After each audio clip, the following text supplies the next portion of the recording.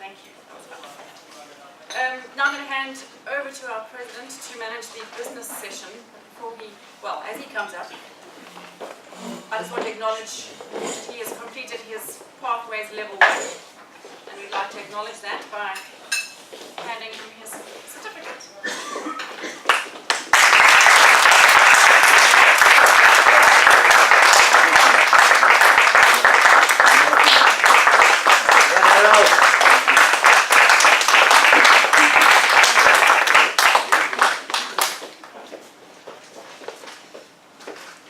Wasn't it just such a pleasant change to have someone else open the meeting for a change?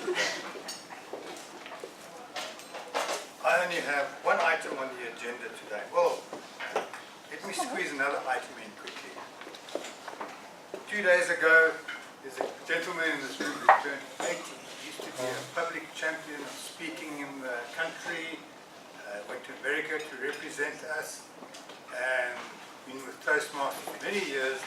It's always a pleasure to have him at the club. He's here today in the corner. Dave Cairns, 82 days ago.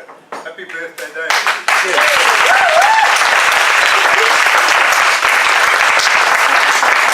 Thank you, Al. 180. No, that's you, Martin. I would like to induct a new member today, Ande. And now I'm going to ask you to come up to the front, but before you do that, I just need to get my glasses. There we are. Thanks for that. You're 18, you don't even need glasses. I can still see girls there. Ande, would you join me here, please? And they.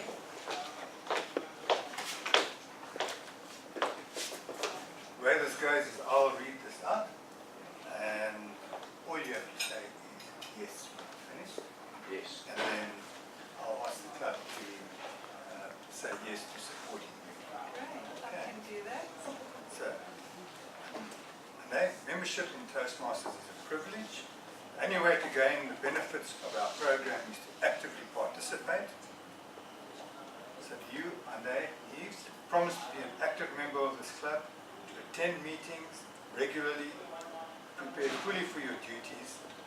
You promise to prepare your speeches to the best of your ability in line with the Toastmasters International Manuals, prepare for and fulfill meeting assignments, provide fellow members with helpful, constructive evaluations, to help the club maintain the positive, friendly environment necessary for all members to learn and grow, to serve as a fellow club officer when called upon to do so, to treat our fellow club members and guests with respect and courtesy, to bring guests to club meetings so they can see the benefits of Toastmasters membership, to adhere to the guidelines and rules for all Toastmasters programs, to maintain honesty and highly ethical standards during the conduct of all Toastmasters activities. Yes, I do. Could I ask the members of the club to stand up? Because there's so few members of us, you're going to have to do this very loudly to make up for the others that aren't here. You members of Bryanston Breakfast Toastmasters Club promise to support Ande as she works for the Toastmasters program. We do. We do. No. We do. We do. Thank you. Thank you. Please welcome Ande as a new member of the club.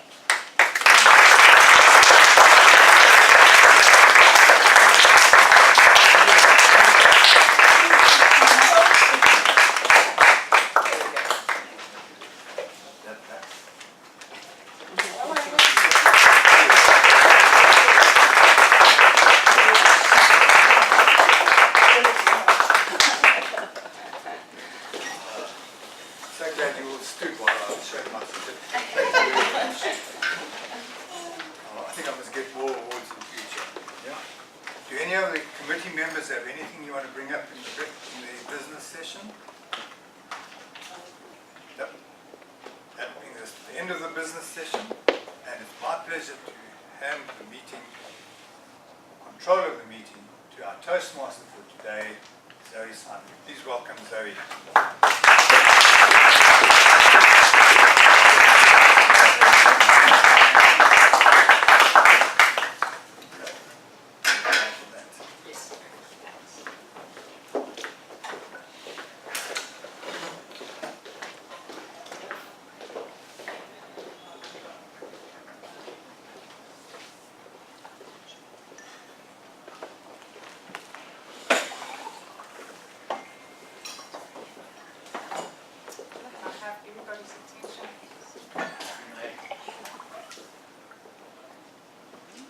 That is American Sign Language for good morning. And this is Zoe, that's all I know. What a privilege we have to all have our hearing in this day, to not be stuck in the silence. How many things in life do we take for granted? You have been thoroughly welcomed this morning to the meeting. Our theme meeting for today is Silence Speaks. Silence is formally defined as the absence of ambient audible sound, the emission of sounds of such a low intensity that they do not draw attention to themselves, or the state of having ceased to produce sounds. Joseph Jordania suggested that in social animals, silence can be a sign of danger. Many social animals produce haphazard sounds called contact calls during periods of foraging. It is used to keep audio contact between members of the group. He further suggested that early humans might have used humming of a method of contact to avoid silence. According to his suggestions, humans find prolonged silence distressing.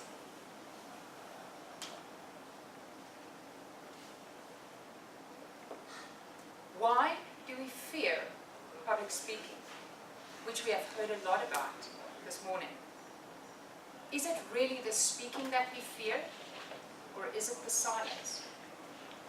For if I were to step up here, fully confident that I'm not going to fall over my feet, trip over my words, have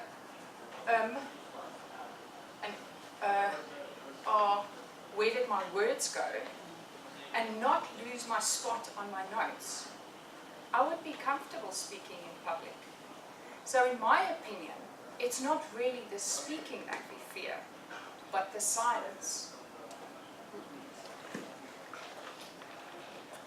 It is the possibility of getting stuck in that silence, that awkward silence, where 10 seconds feels longer than the microwave minute.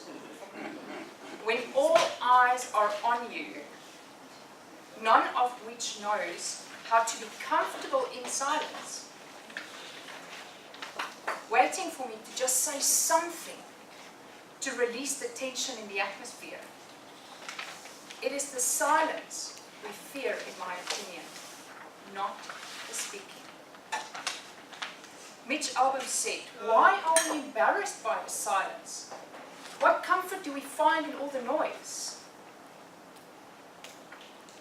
I am of the opinion that we think we join Toastmasters to improve our speaking skills, when all the while we actually learn to deal with and better handle silence. I tell you, silence can hang in the air like 10,000 pounds of weight. It's incredible how heavy you feel when nothing is being said.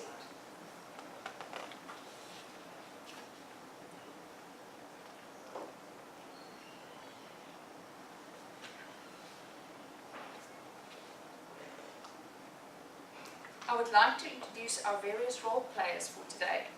Those who keep a healthy balance between silence and action to ensure an enjoyable meeting for the next 3 hours. Much like a well-oiled gearbox, many a role is conducted in silence, but it ensures a smooth flow of the meeting. Table Topics Master Tambu, would you please explain your role to us? Thank you, Madam Toastmaster. My role this morning is to prepare topics for the table topics session, also known as the impromptu speaking session, that would hopefully be engaging and fun and creative for you. It will also be to run that portion of the meeting and then hand over back to Madam Toastmaster. Thank you, Madam Toastmaster. Thank you, Tamara. Madam Evaluation Chair Judith Taylor, would you please explain your role to us? Thank you, Madam Toastmaster. My role is to evaluate the meeting, how successful it is, the attendance, the input, and how easily it flows. Thank you. Mr. Timekeeper, Harold, would you please explain to us the role of timekeeper? The role of the timekeeper is to keep speakers and role players within their time limits, if you like, or their specified time.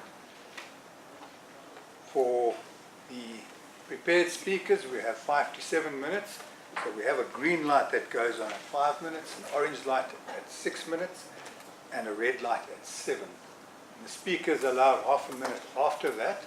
If they go beyond half a minute after that, we get someone like Martin or Leon to throw them off because they're going on for too long. We also time the table topics, which is 1 to 2 minutes, and at 1 minute we put on the green light, 1.5 minutes the orange light, and at 2 minutes the red light.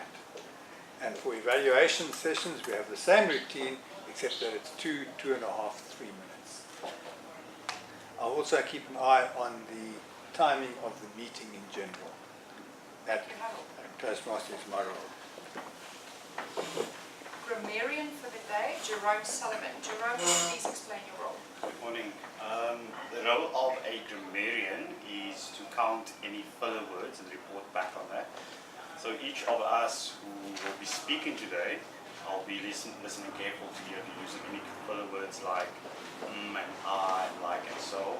And then also there's a word of the day that I've come up with, which is called contemplation. I felt that it was good in line with the theme for today. The action of looking thoughtfully at something for a long time. An example of that would be the road is too busy for leisurely contemplation of the scenery. Another meaning would be deep reflective thought. And he would retire to his room for a study or contemplation. And then another meaning is the state of being considered or planned. Substantial, fitting work is in contemplation.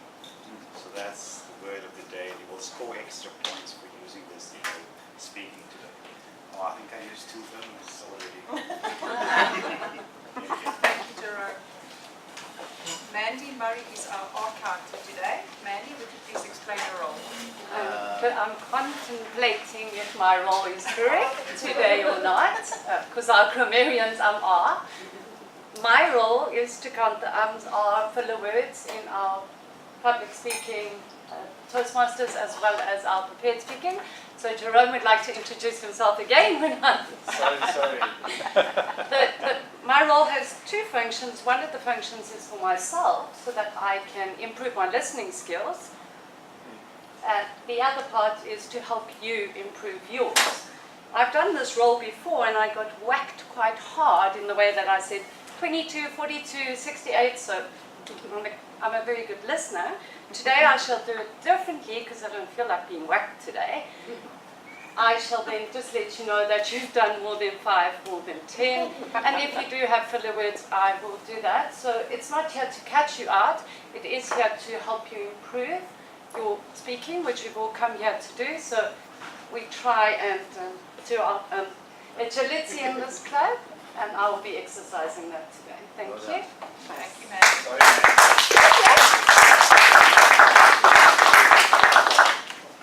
Thank you, Johan at the back, for managing registration to us today. The person at registration is always the first person that we come in contact with when we enter the club.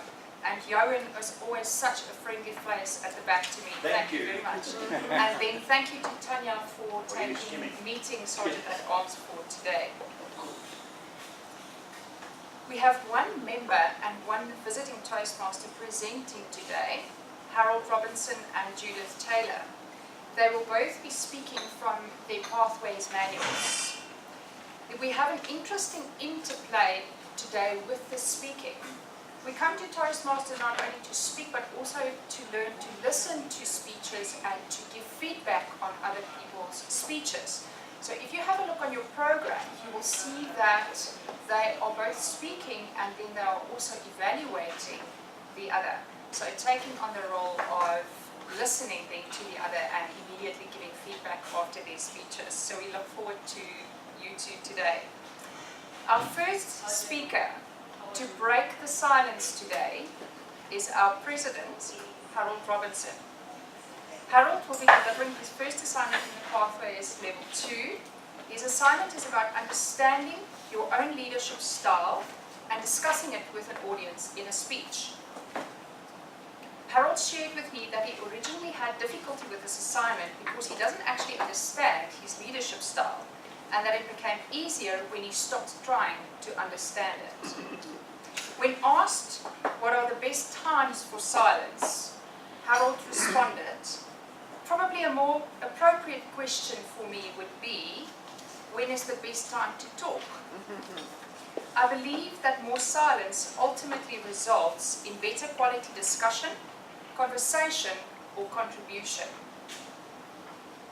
Silence only worries Harold when he knows that somebody is deliberately holding back something from him, or if the TV's sound isn't working. Yeah. Judith, as the evaluator of his speech, would you please tell us about Harold's project? Yes. The purpose of Harold's presentation today is to identify leadership styles, possibly also his own, and give us a lecture on how you identify those styles. Thank you, Judith. Harold, if silence is that important, we'll take it in sign as well today. Please welcome Harold. His title is 51% Will Do. 51% Will Do, Harold Robinson.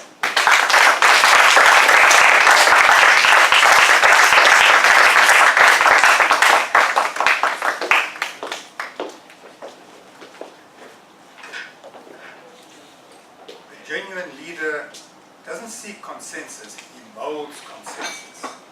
That's a quote from Martin Luther King.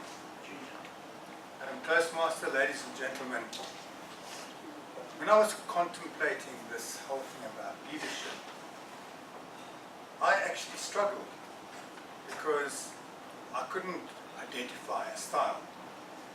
But that quote actually resonated with me. Now, I don't know if it resonated with me because of it is my style or because it's the style that I like or would like to have. But I do hope that that is what has guided me through my leadership. I would like to share with you some things that I've learned. I don't learn a lot as I go in life, but I've learned a few things. And I've noticed that leadership in practice is very often different to what we read about. And let's face it, there is a lot to read about it, and it's worth reading. The first thing I found with leadership is that if you're taking a leadership role, there's sometimes a stereotype that people put you into because you are taking the role.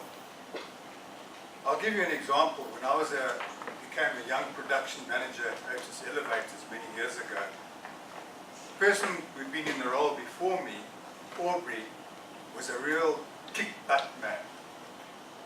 He got things done military style. And I thought, when I take that role, I'm not going to do that. Well, guess what? I didn't take his style, and no one did anything. And until I took the kick-butt role, nothing happened. When I took the kick-butt role, things started happening. And what I discovered is that they were expecting me to be in that role. So I took the role and then managed to mold my own style into it after that. So sometimes people's expectations really do define what's expected of you. The second thing that I found is that one needs to be adaptable. Whether you are doing servant leadership or whether you use power, you've got to be comfortable with going with all of that, because people are different in the way that you deal with them, and they have different expectations. But the most important part is that you actually need to enjoy it.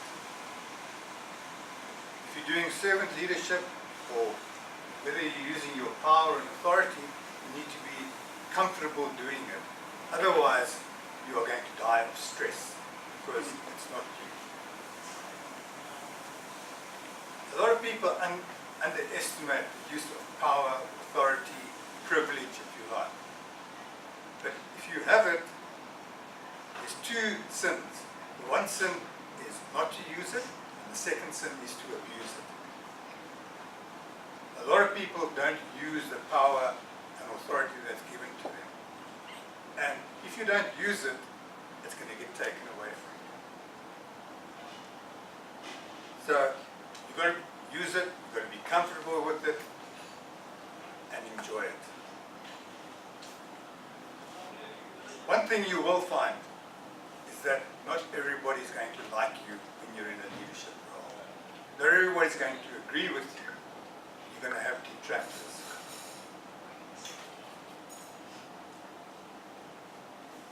I have found over the years, and you see it in the politics, that you don't have to have 100% support. If you watch the Brexit with Theresa May, and you watch our president with his own political organisation at the moment, you'll notice that they have a lot of detractors.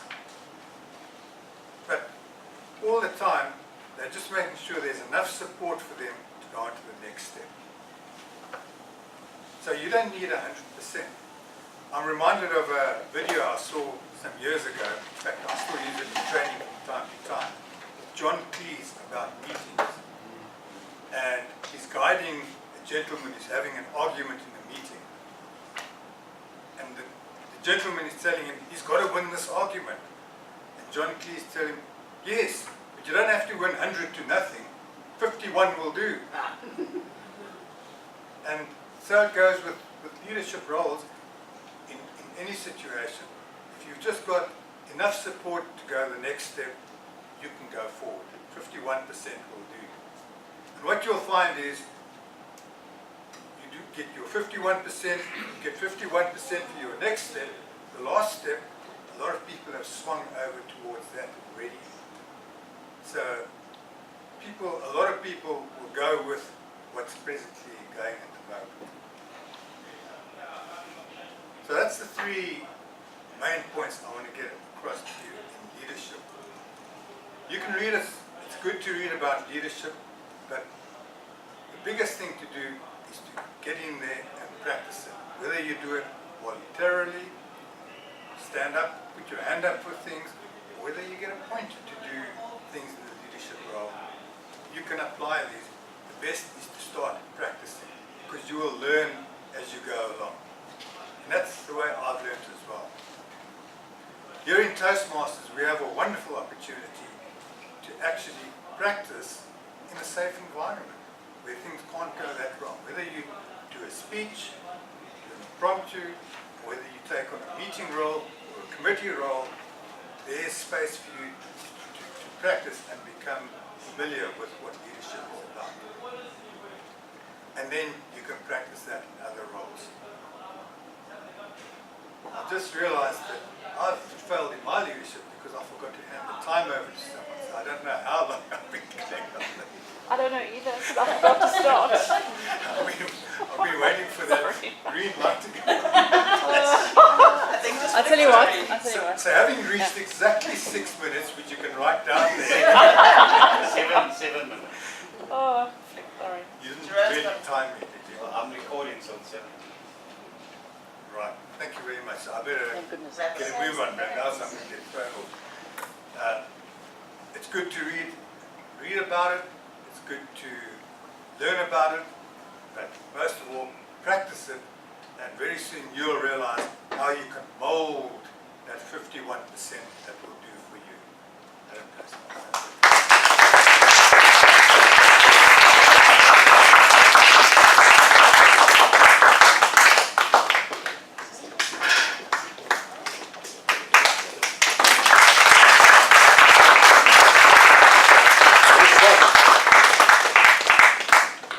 Thank you, Howard. Your speech so reminded me of a quote by Thema Davis that says, "Have the maturity to know that sometimes silence is more powerful than having the last say." How silent have you been during Harold's speech? How noisy has your mind been? Has it drifted to the washing at home, or the kids, or whatever needs to happen when you leave the meeting while he was speaking? Or did you actually listen? We come to Toastmasters not only to become better speakers, but better listeners. Alfred Brendel said that the word listen contains the same letters as the word silent. I want to encourage you today to listen to the speeches. Don't allow your mind to drift away, but become silent and just listen. Our second speaker today is Judith Taylor. Judith is speaking from Pathways Level 3, which is storytelling. And Judith promised that she will be revealing things she's never spoken of before. It sounds intriguing, Judith. You have me very curious. Judith's favorite kind of silence is sitting in her garden. And she says she handles awkward silences with patience.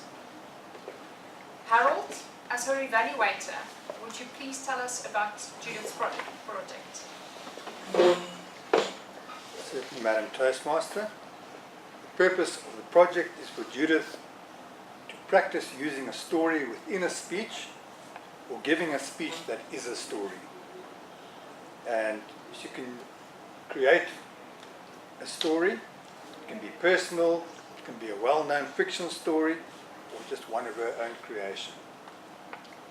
But the main thing is the speech has to contain or be a story. Thank you, Harold. Please welcome Judith with her speech titled Judith in Wonderland.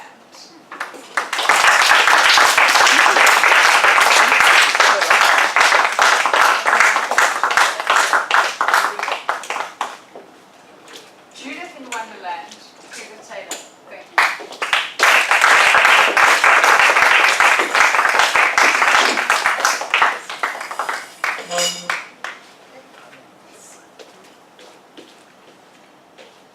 Madam Toastmaster, ladies and gentlemen, it's a cold winter's morning, and I can hear the rustle of the grass as the horse plops through frost. We get to a flag, and it's so cold that there's rising steam from that flag. And there, in the middle of the flag, is a white pelican. I've never seen a pelican in the wild before. And there it is. And I stop the horse just to look at it, to admire it. It isn't afraid of us, it just stays there happy. And then we move on. And my little dog runs alongside, as she always did. A little tiny Irish Terrier. Later on, when the sun's up, and I'm back in Kyalabi, we go down the drift road. And now the grass is dry, so we can actually sit down. And we do. We sit down together and watch as a green horse rises up with wood oak. And we sit and we watch. Because a ring horse may split. So I have to watch that Winnie sits there, doesn't irritate the snake. Eventually, the snake gets bored, drops down, and slithers away. We get up and we go back. We're living in a little hut. Well, in fact, that's much later, but I'll get to the little hut. I went through a divorce and moved to the Lipizzaner Center in Cairo. I was living in a little rondel. One evening I come home and I go and have a shower in the ablution room. And there I see a pink, large arachnid.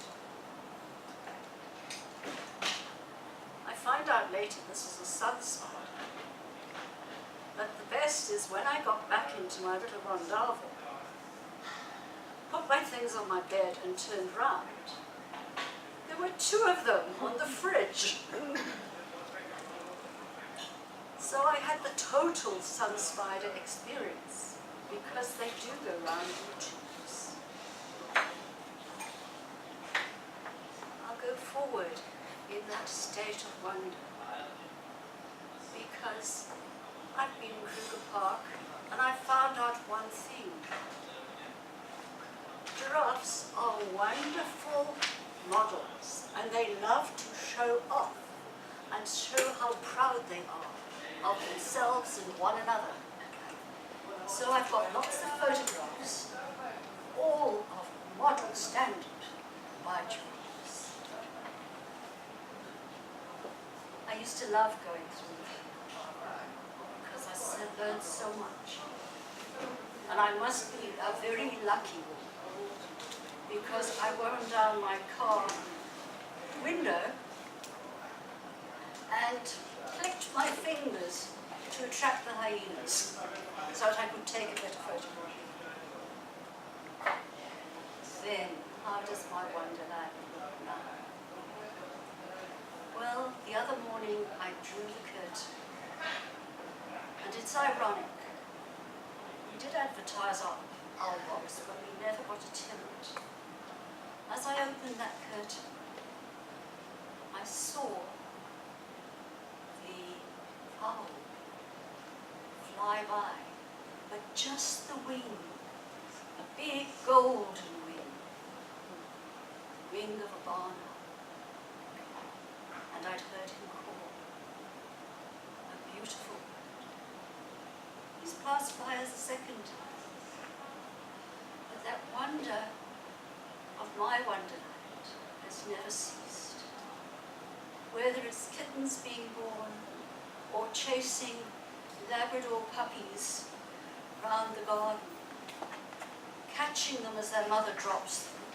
She was a very good mother once she'd actually got them all together. She didn't like to keep them in one place. It's been a wonderland of ice and snow, of water, of trees, of people that have kept me totally alone. I love my African wonderland.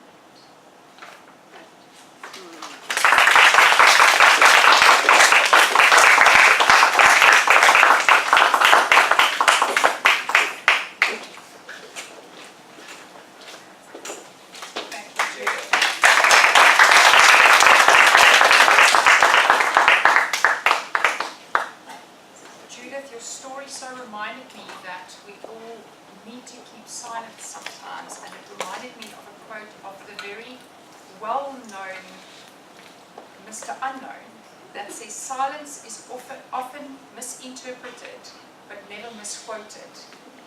We should all learn to just be quiet sometimes, and I deducted from your story that you needed to become quiet so many times to experience your wonderland. Otherwise it's so easy to miss the small things that brings the pleasure in life around us. And as she seems to be a woman that knows how to get quiet, then I think Rick would be able to confirm that there's power in a woman's silence that speaks louder than words. Yeah. Thank you for our speakers, for your effort. We really enjoyed your speeches. May we have the timekeeper's report, Mr. Timekeeper.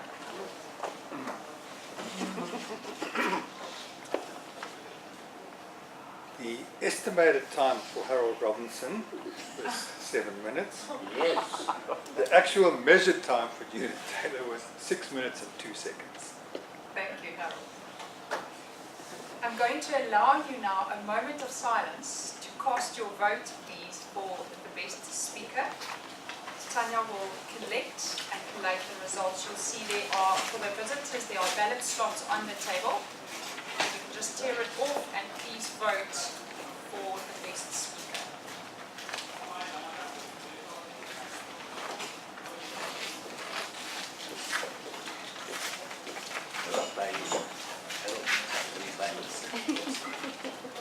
Name the price.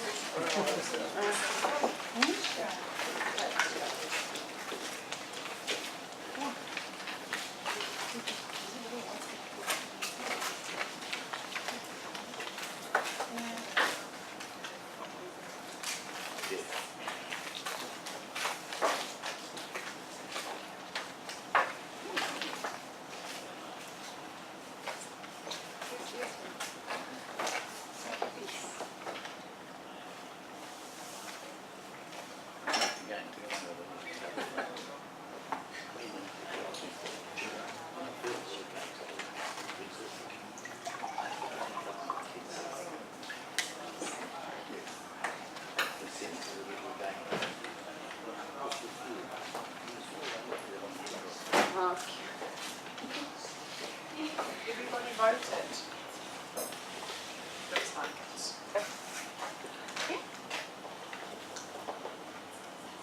We live in a world where we are inundated with sounds throughout the day, some good and some less pleasant. But we rarely experience silence. Does it matter? Actually, it does. The World Economic Forum has published a list in March 2017 of the worst cities of noise pollution based on over 200,000 of hearing tests in 50 cities across the world. When you think about pollution, you probably imagine a smoke-filled city or an ocean choking in plastic. But pollution extends beyond what is in the air and what is in the water. Noise pollution, the noise we live in with every day, is a growing problem, and it's affecting our hearing. Unsurprisingly, noise pollution is particularly bad in cities. It was found that Guangzhou in China had the worst noise pollution, while Zurich in Switzerland had the least out of the 50 cities included in the study. Delhi was second, followed by Cairo, Mumbai, Istanbul, and Beijing. The top 5 quieter cities were all in Europe: Zurich, Vienna, Oslo, Munich, and Stockholm. Typical sources of noise pollution are transport, such as road, rail, and traffic, construction and industry, and radios and televisions blaring from restaurants and bars. Johannesburg unfortunately ranked among the 50 with 23rd place, with London only in 24th and New York 32.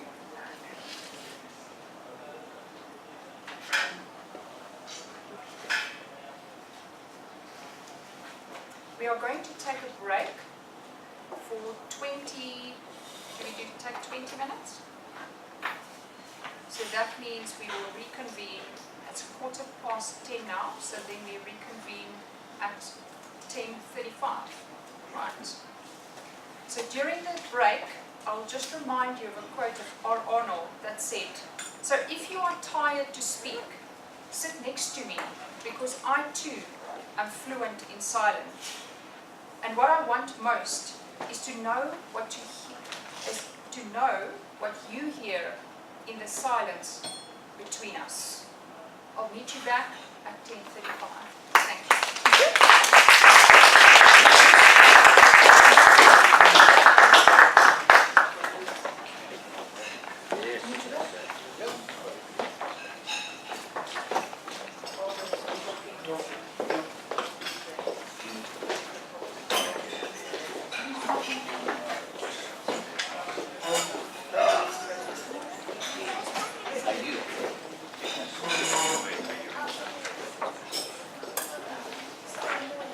I'm going to cut this at your Wednesday. You better hope for warm weather. No, man. It's really warm. It's true, it's warm in the What's your question on that speech?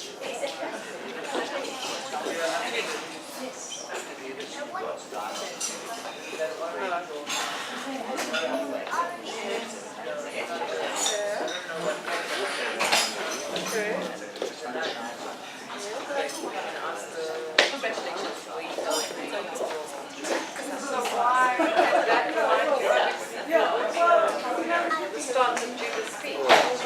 Ah. Okay, right.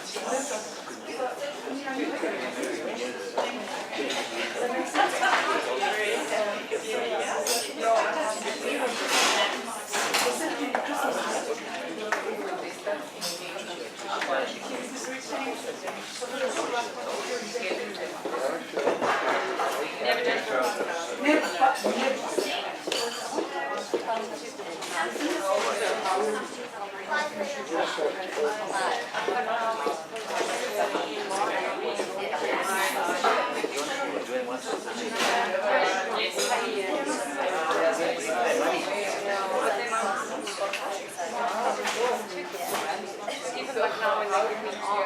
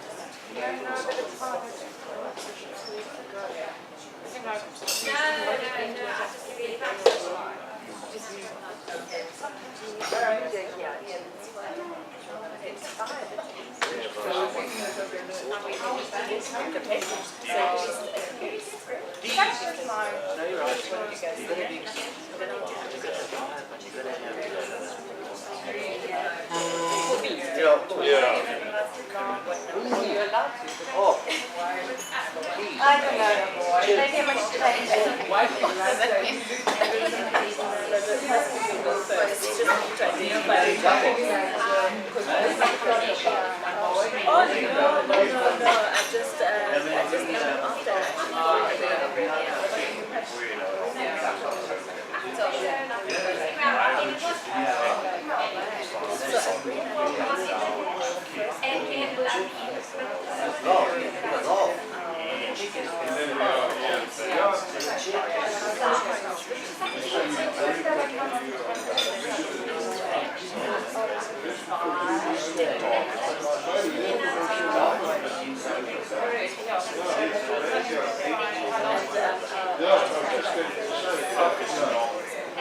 You guys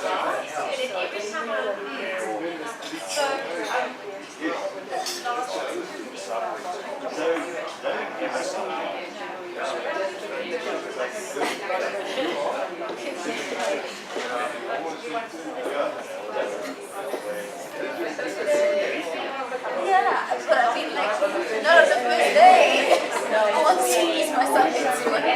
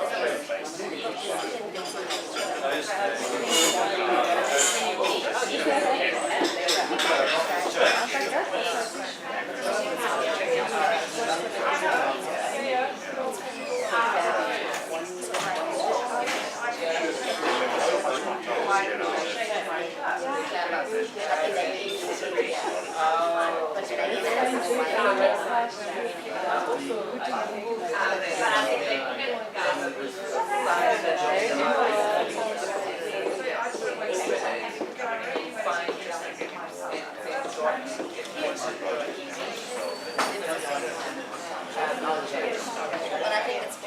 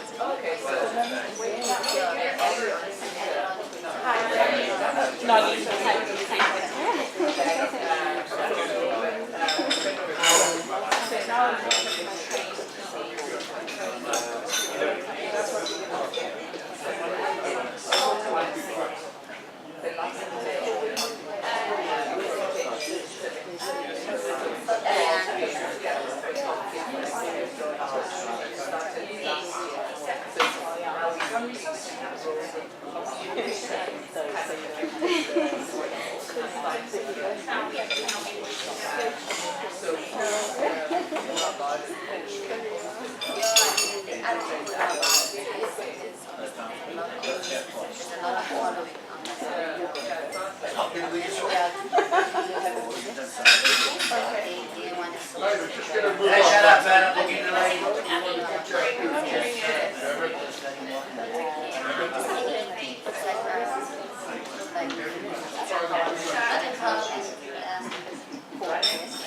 boot camp.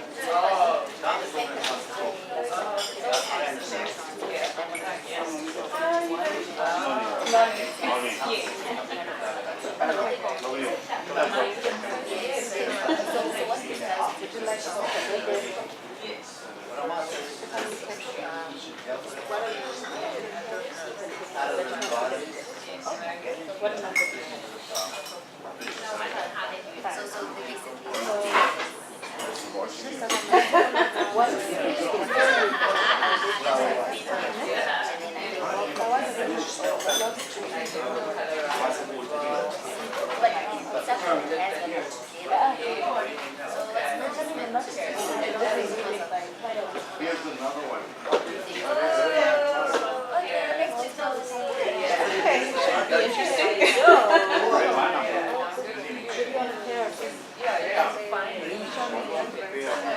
Not very much.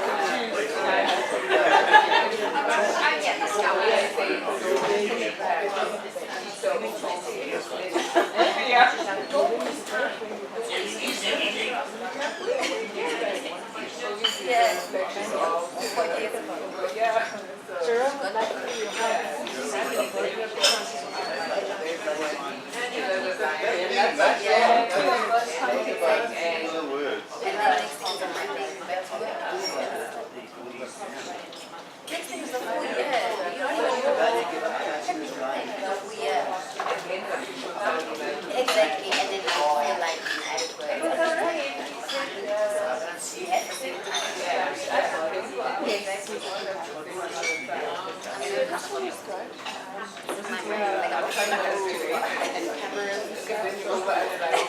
It's a bit more chill.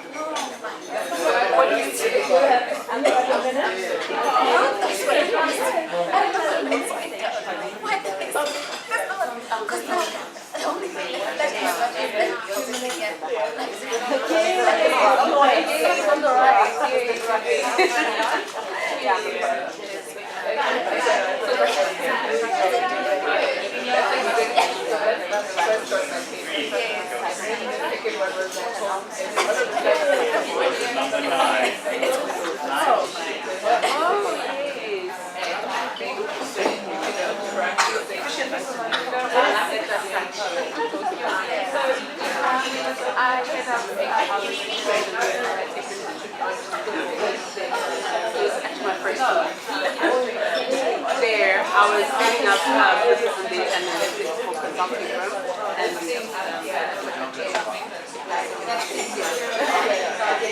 so that's what we when you have that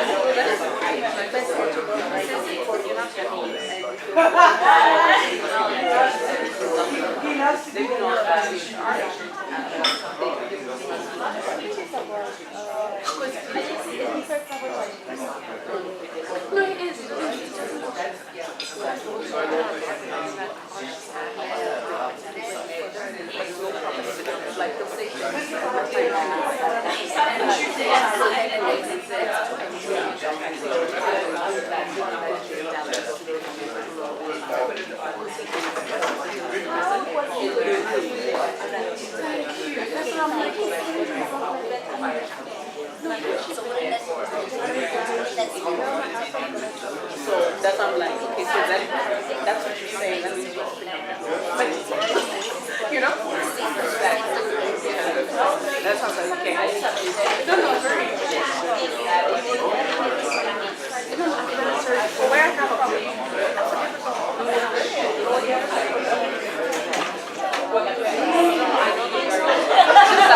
So I get that like, push me a bit for you too.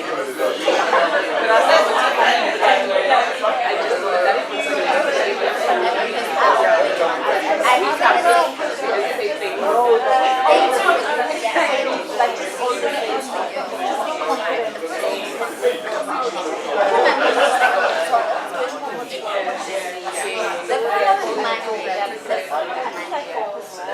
I was thinking of something, but what I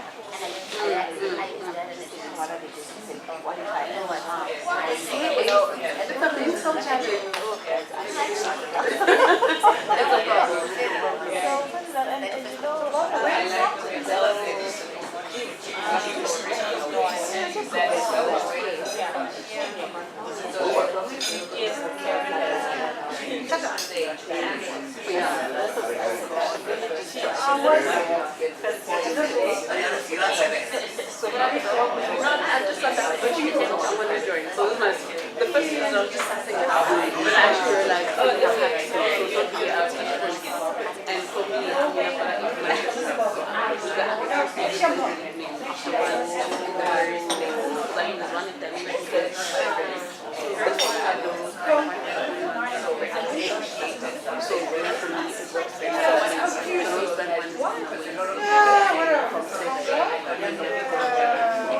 so this one was willing to drive.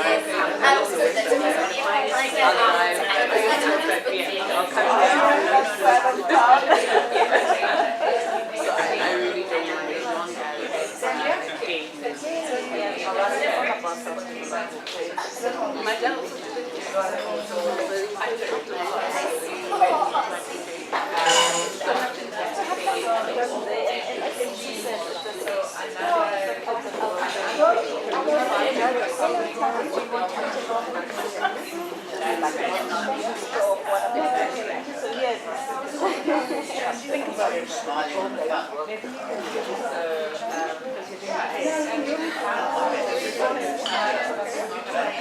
also restrictions.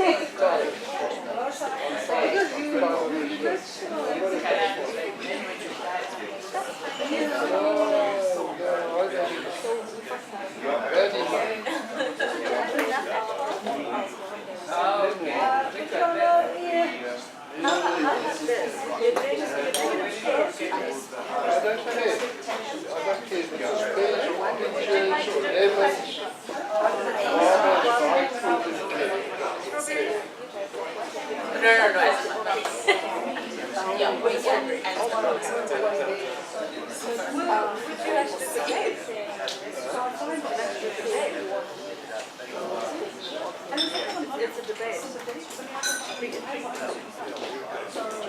That's what I was looking for. That's what I was looking for. So you will each have a minute.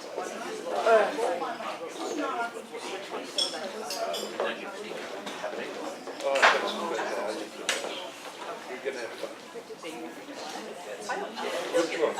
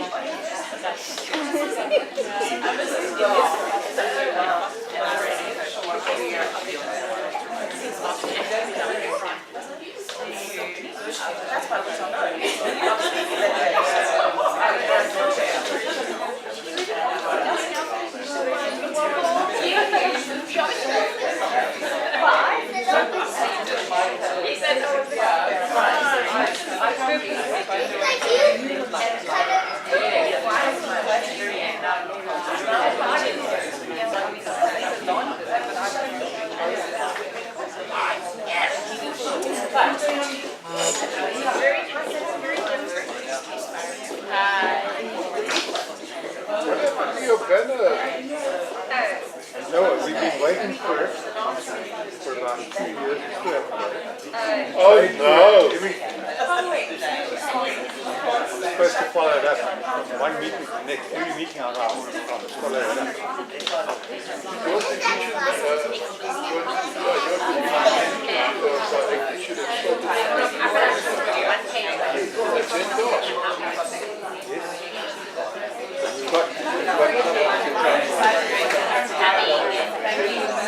Give them help. I mean,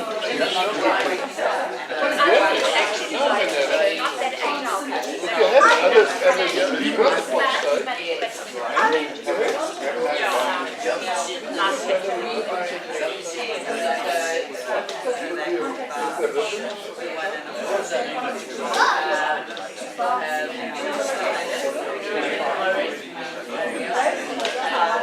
or was there other thing that also stretched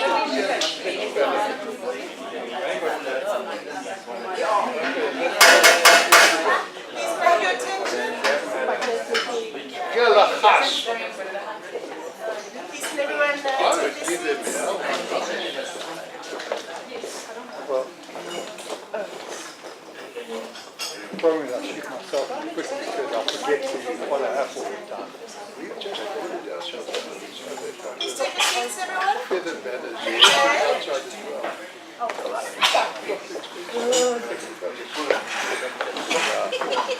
Thank you, everyone. Yes. Hope you enjoyed the break. And I'm going to hand over back to Toastmasters. Sorry.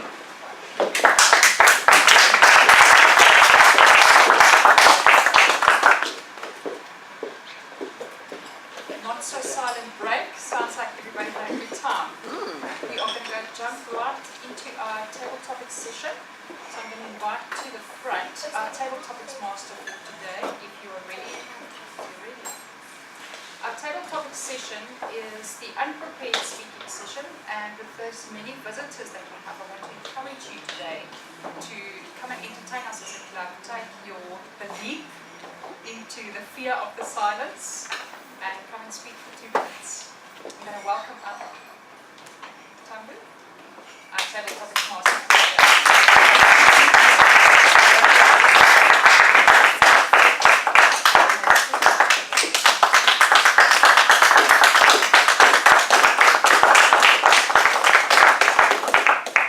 Good morning again, everyone. So, as many of you might have gathered, the table topics today are a little bit different. Always blame it on the president. Those of you that I haven't managed to speak to, let me just explain how this is going to work. Today, we're going to have table topics in pairs. Perhaps Dave, just to give you a few minutes to gather yourself. Martin threw you under the bus. You will be doing a table topic with Just with him. Yes, for him. Yes! Vengeance is mine. I'm giving you prior warning because you're going to be the first ones. Oh. How today is going to work is I have written out very well thought out topics for debate that have bothered me all my life.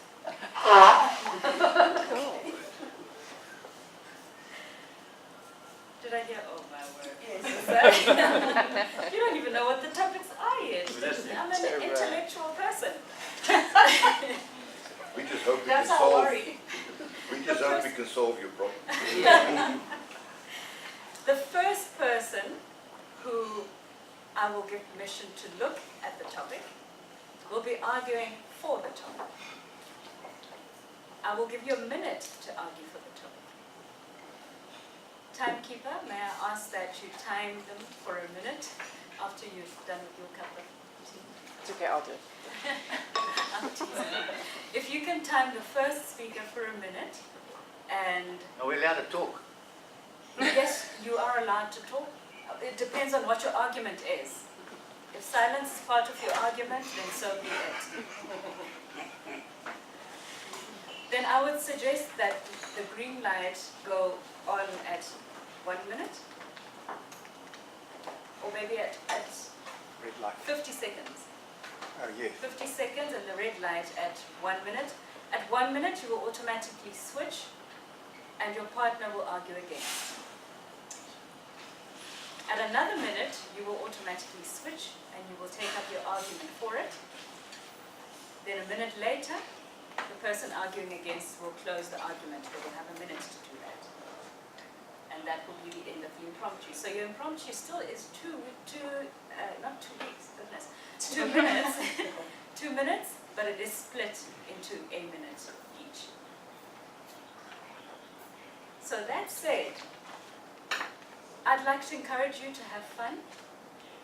It's a great time, impromptus are a great session and time for you to practice some of those things that sometimes you called up in a boardroom or in a meeting or even in a family setting, and you need to answer for something but you haven't had time to think. This is the time to help you learn to think on your feet and just have fun while you're at it. So, that said, I would love to call up first Dave and Martin.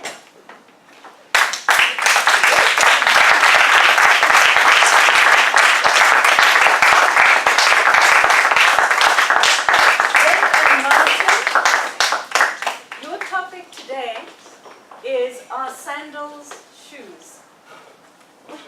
Our sandals shoes. Dave, you will argue against, and Martin will be arguing for. Our sandals shoes. Dave and Martin.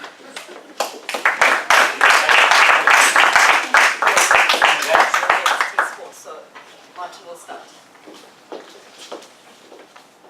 Our sandal shoes. Well, I believe shoes have got the advantage. Because number one, shoes have soles. Not hearts. You shut up, you haven't got time to speak yet. So that's why another advantage of shoes is it's got a tongue to speak, which sandals do not have. So in other words, I believe that shoes are feminine gender because they got the tongue. Also, there's eyes in your shoes, which sandals do not have. So the benefit of shoes is a tongue, it's eyes, it's got a sole, and of course it can always look against the opposition because they're real heels.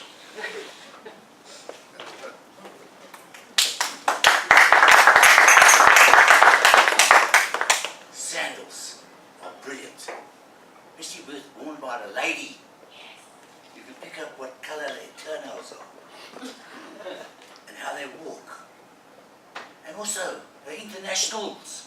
Sandals are worn all over the world. You can always tell it who's a German. Because they wear socks with their sandals. I mean, they give away your character.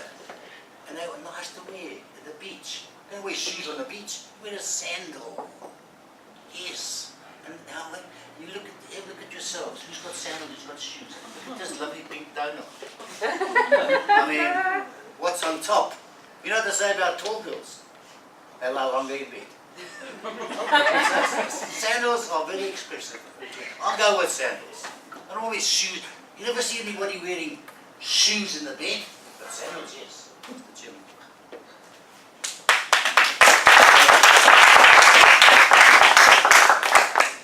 We finished it. Can we go, sir? No. Argue again. Four. Yes. Oh, so it's me now. No, You like you're sandals? against. Oh, You're against. You're rebutting. Okay, now I will rebut him. Okay. Well, firstly, I think the people who go for sandals are kinky. Okay. They got a foot fetish. And it disgusts me to think I'm associated with a man of this age. 80 years and he still goes for feet. I've always been a leg man. Yeah, but you started at the feet and you never got further than the knees. Also, you're crazy. Because to think that you want to go on the beach in sandals and get all the grit in between your toes, and because of course your feet you want to have for sandpapering, but the intelligent person walks with covered shoes so that the sand does not burn them on the beach. I mean, use your mind, but of course you won't, because he's only a foot fetish man. And after all, you didn't even mention the color of toes and the size of the feet. You got no understanding about these things at all. Now, these guys that wear shoes, can you imagine coming home late at night? They know you've come home. I mean, understand these things. You know what the one... Because I didn't drink. You know what the one toe said to the other toe? Careful, there's a heel following us. I mean, and you've got to spend time cleaning your shoes before you go out. Get the polish on your hands. Shoes are out, man. Either go cold foot like an Afrikaner, so like Pretoria, or you wear sandals. Not these shoes. Look at you.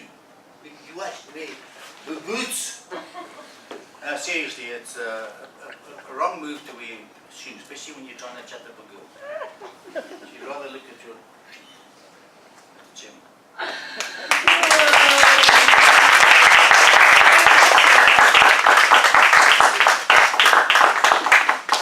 I'm sorry to confess, my friend is sick. I'll just conclude. We've been away from Pretoria today. We decided, Martin, we're not going to swear today in the car. We're not going to talk sex in the car or politics. We had a silent right here. On your program, silence. Well done to Dave and Martin. Thank you very much.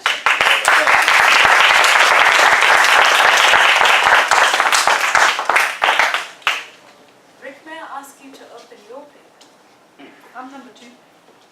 I want to. Oh, we're not going in the order of your... It was just for me to know which topic I've given to. So while Rick is... Just to give Rick a few seconds to start thinking about what he's arguing for, just a reminder to those that are coming up that you're going to be debating. First person will be arguing for. They will have a minute to argue for. The second minute will be a rebuttal. The third minute, you'll be arguing for again, and the fourth minute will be closing the against argument. So you continue with your original argument as does your partner. Does that make sense? Okay. Next up, I'm going to call Rick and Judith. And Rick and Judith will be debating, do we need ostriches in the world? Do we need ostriches in the world, Rick and Judith?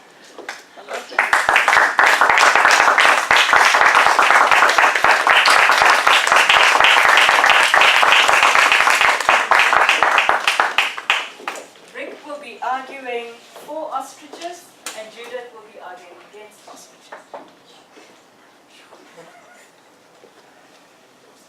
Ladies and gentlemen, we need ostriches in the world. As Tambo indicated, this is obviously a question that has been worrying many minds, many deep and thoughtful minds over the course of time. And so I would like to settle the question today once and for all. Why do we need ostriches? Let me not limit it to ostriches, which I will come back to. We need a vibrant and varied ecosystem. Every creature that is lost to us is another thread of the web of life broken. How many threads can we break, and we're in the midst of a major species extinction at the moment, before the web collapses? The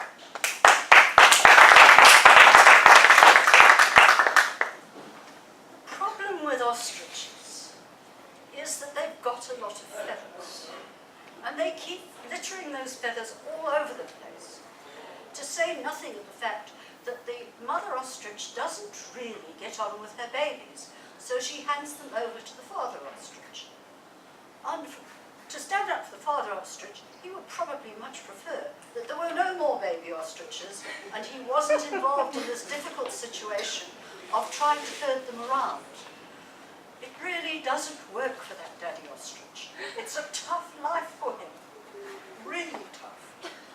So, on the whole, ostriches should go because we'll have less feathers littering the place and fewer unhappy father ostriches.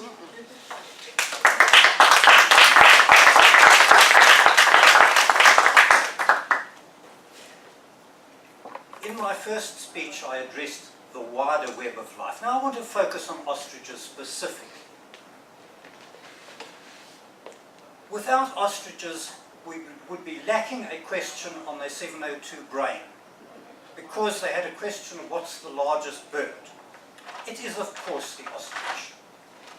One can expand on this. What's the bird with the longest neck? It's the ostrich. What's the bird with the longest legs? It's the ostrich. What's the bird with the most powerful kick? It's the ostrich. What's the bird that lays the biggest eggs? It's the ostrich. What's the bird that gives you the largest omelette? It's the ostrich. Ladies and gentlemen, there are parts of this country that their economy is built on ostriches.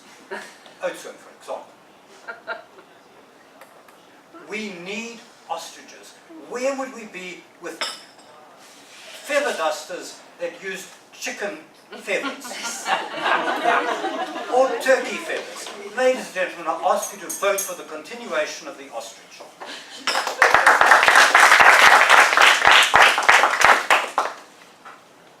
Very interesting. Ostriches are a resource that we are exploiting. And I don't think they should exist for exploitation at all. We should let those ostriches quietly fade into the distance. And forget about the feather dusters, which only move the dust around anyway. They don't actually clean, as I well know. And the girls really We need to give those ostrich fathers a break as well, because they've been harassed by their lady ostriches and harassed by their baby ostriches. I think they'd all like to take a total break and pretend we can relax and cease to exist. They'd do it.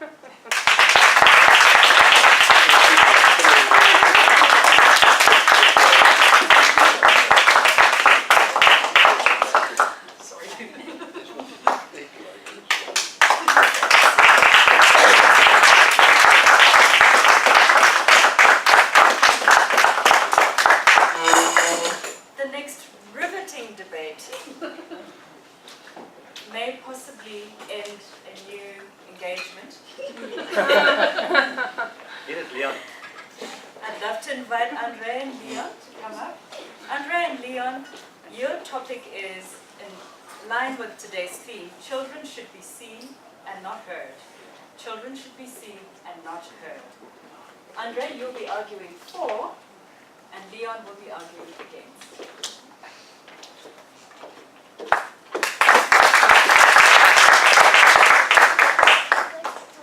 Notes. Children should be seen and not heard. Where does that expression come from? It is an old English proverb from the 15th century. And it actually didn't start with women. With children. It started with women should not be seen and heard. Yes. Because in those days, women were not emancipated. And then it changed to the modern times. Children should not be seen and heard. I grew up in the era of children should not be seen and heard. I learned a lot by listening to all the adult conversation around me, even the little tit-tit secrets that I shouldn't have been hearing. And I have one mom that's already practicing children should be seen and not heard. Having said that, today's children are so preoccupied in, is it right? I believe that children should not be obscene and should be heard regularly. Obscene. Obscene. Children that are obscene should be heard regularly because it teaches them manners. When a child is obscene, they are a distraction to humanity and to society in general. As can be noticed from our obvious distraction or detraction from the topic, I'm from the very far east where I'm used to gunfire, and I was not seen or heard for many a day, thus leading to my, what shall we call it, derogatory ways and outlook on life today. I think children should be heard and not obscene. As I contemplate your answer or your response, I have to go back and think, there's that Boerewors curtain somewhere along the way. I'm not quite sure where the boundary is. But having said that, children learn when they actually listen. And when they listen to conversations that they shouldn't be listening to, invariably those little tidbits stick in their brain longer. I know. I used to hear my mom telling me during the Rhodesian bush war, we're going to the Meikles Hotel for tea. And then I'd hear my dad say, what bag are you taking? Mom, we're taking a big bag because that's how I could take the toilet paper home. Because we had sanctions in those days and there wasn't always enough toilet paper. So you learned special tricks. So now, I remember when I go to certain places, I take a doggy bag because I did learn. Children should be seen, not heard. Contrary to my previous statements, children should be seen and heard. The old society, which most of us grew up in, children were put off to one side because that was the way it was done, and they weren't heard, their opinions weren't heard. The best thing you can do for a child is to listen to the child. Listen to everything, every little babble, every little dangerous, stupid thing that the child says. Because that is how you learn what your child is going through. See your child. Don't just see it. See your child. See how they are developing. See how they are growing. See how they are acting and behaving in company. Hear the words your child uses and in what context. Hear how that child responds to other people and to life in general. That way you will raise a good child. Thank you.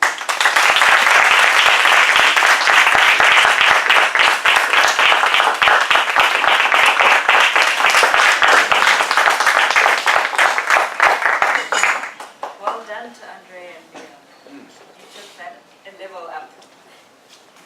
And I would now like to call Tanya and Belita. And while Tanya and Belita are coming up, I'm going to ask Jerome and Jerome, would you open yours?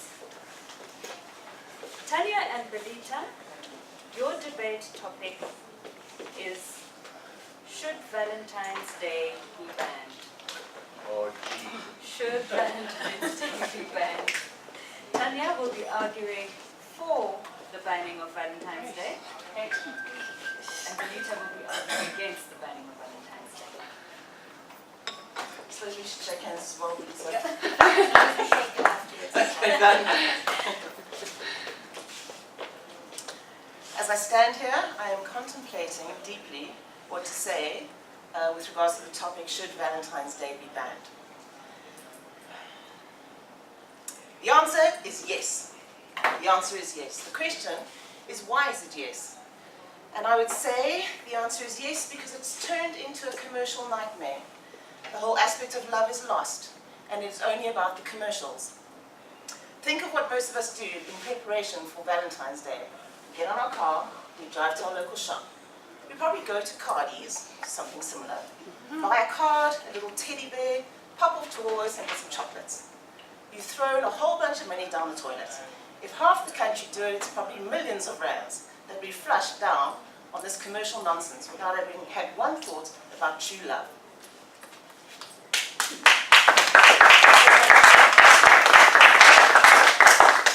So Tanya, you are saying that Valentine's Day needs to be banned Correct. completely. Stop it. The next step you're going to get is, I think Easter should go because it's been commercialized. In fact, do you know the birthday cards you can buy? I think birthdays should be banned. And that ultimate, the one where the decorations go up in October, that ultimate celebration Christmas, that should be banned. If I take your logic and I think it's the commercialization that is asking you to ban Valentine's Day, then I'm afraid the whole lot, the whole celebratory lot will need to go.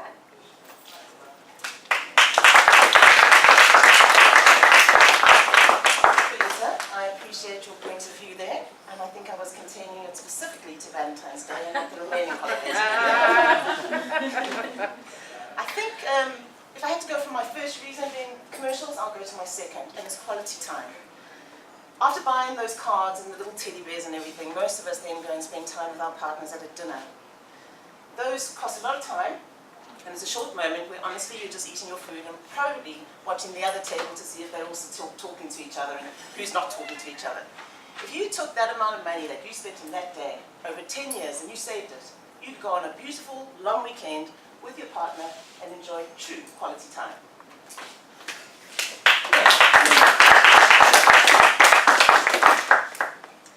So you're saying we are simply quantifying Valentine's Day.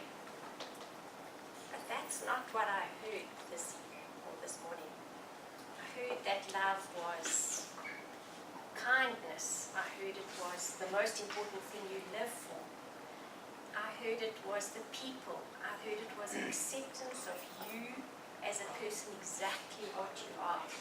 I heard it was getting engaged and getting that fuzzy feeling. I heard lots of things about love. So maybe that's what the 14th of February should be. Maybe that's what Valentine's Day should be. Maybe that's what each and every one of you should do on Thursday, 14th of February, is actually go back to what your true meaning of love is and celebrate that.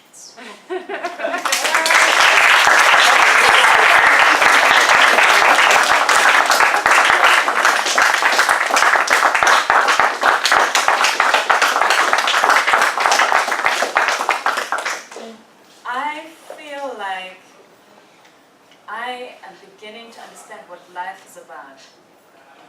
The answers that I have long awaited for 4 decades, I'm starting to get this morning.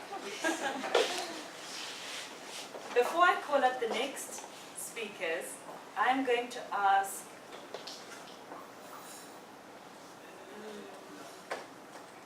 Lolly. You may open your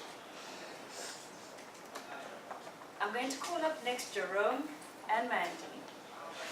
Jerome and Mandy, your topic for this morning is cereal soup? Is cereal soup? Jerome, you will be arguing for cereal in soup. And Mandy, you will be arguing against cereal in soup. Of course, cereal is soup. Come on. One key word that is common between both is nutrition. The fact that it is a nutritious meal. Breakfast being the most important part or important meal of the day. And also the viscosity. If you look at how liquid that is, both are very liquid. Most times you'll find people will take oats and then add water to it, a little bit of milk, then throw in some berries. There's no harm in adding a veg or two there because at the end of the day, it's the nutrition aspect that you're after and sustaining it through the day. So you can't just eat in the morning, you need to eat throughout the day. So hence, cereal is soup. Good evening.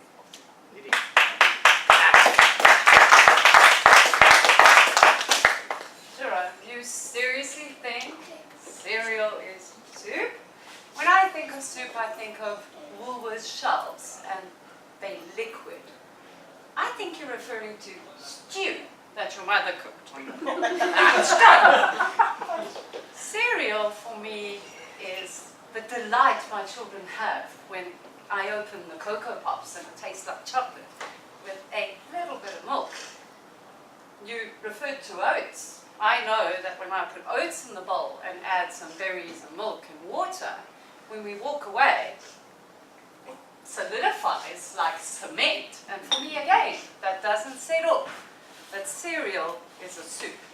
If I put a soup in front of my children for breakfast, they're going to run a mile. And if I put cereal in front of them at dinner, I'm not going to be faced with good comments. So try again. Well done.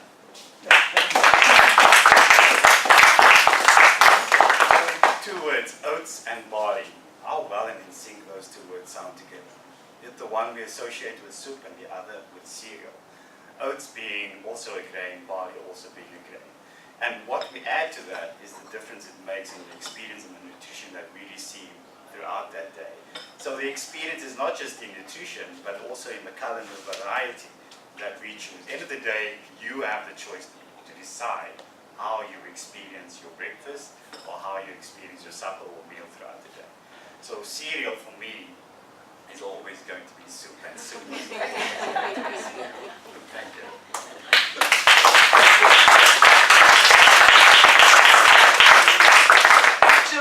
I think what you're referring to is a smoothie, because somebody thought, is soup a cereal? And they came across barley and oats and they put it together and it didn't taste like soup. It didn't look like soup. And when you added the tomato sauce, even worse. So what you're referring to is a smoothie, which I think is considered a cereal in liquid form. So I can't understand how soup can be a cereal, and I really hope we've actually answered your question today, that soup is definitely not a cereal. Thank you.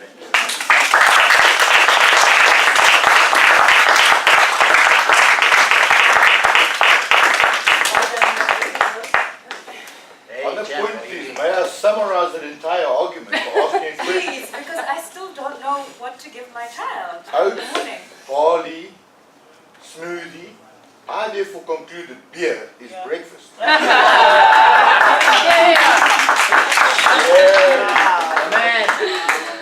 You just won the argument that you weren't even.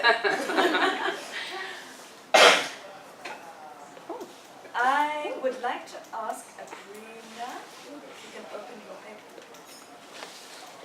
And while you're having a look at that, I will call up Tati and Noli. Tati and Noli, your riveting topic is are Boerewors rolls sandwiches? Are Boerewors rolls sandwiches?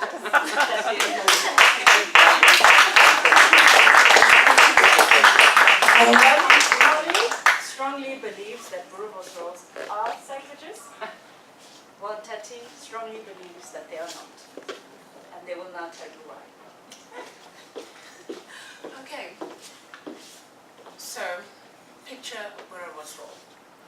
It is juicy, moist, either lamb, could be kudu, could be beef, sandwiched in some sort of wrap per se. I'm not really sure what you call that plasticky thing that you use to actually make a boerewors. In a roll that has actually been split in half, you place the boerewors in it. You actually add onions, onions, cheese, tomatoes, whatever condiments that you would like. On the other hand, you may have a bread, 2 slices or more, with certain fillings in between. By definition, and I stand to be corrected, I think it's the Merriam-Webster definition. It actually says that a sandwich is defined as 2 or more slices of bread or a split roll that has fillings in between. And therefore, boerewors roll is definitely a sandwich.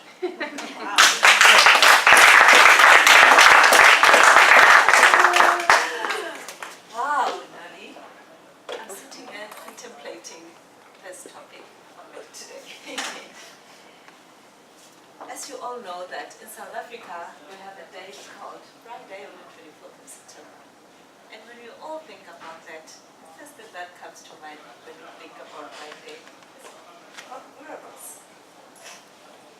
And when you braai boerewors, as you mentioned, that it is nice and juicy, and it depends who's making the braai, by the way, and who's going to be standing there frying that meat. But when I think about eating boerewors, I think about salad, different types of salad, sweet salad, there's potato salad, there's different things that you can mix up your braai day with. So people who have issues with eating bread won't be thinking about a sandwich. When you're going out at night, you're going to have fun. You're not thinking about sandwiches. So I think boerewors roll is definitely not a sandwich. Okay.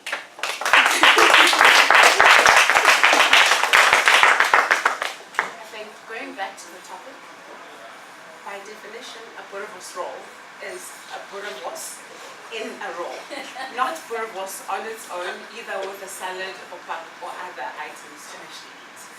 So, looking at that, as I stated in my previous argument, if you actually place bread, 2 more with meat or any other fillings in between it, same thing with a split roll, which clearly is a boerewors in the roll, by definition it actually then is a sandwich. Whether or not you want to call it a sandwich and you want to either be more manly because men don't eat sandwiches, that's fine, but it is still a sandwich. I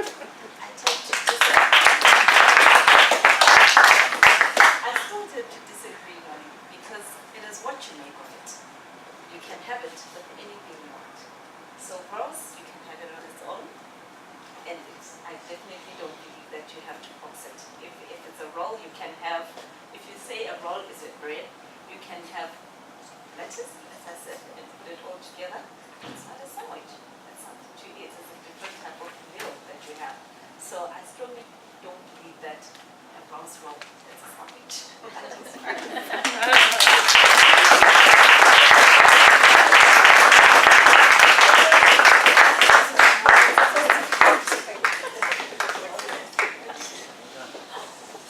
Thank you, Tati and Noli. I think the next 24th of September we will look very differently upon boerewors. But we will definitely have it with a beer. Yes. I'd love to call up Abrina and Toko. Abrina and Toko's topic, the top of the day, is should children be allowed to take their pets to school? Should Well, children we're gonna be draw them, allowed yes. to take their pets to school? Thank you. Abrina will be arguing for children taking their pets to school, and Toko will be arguing against children taking their pets to school.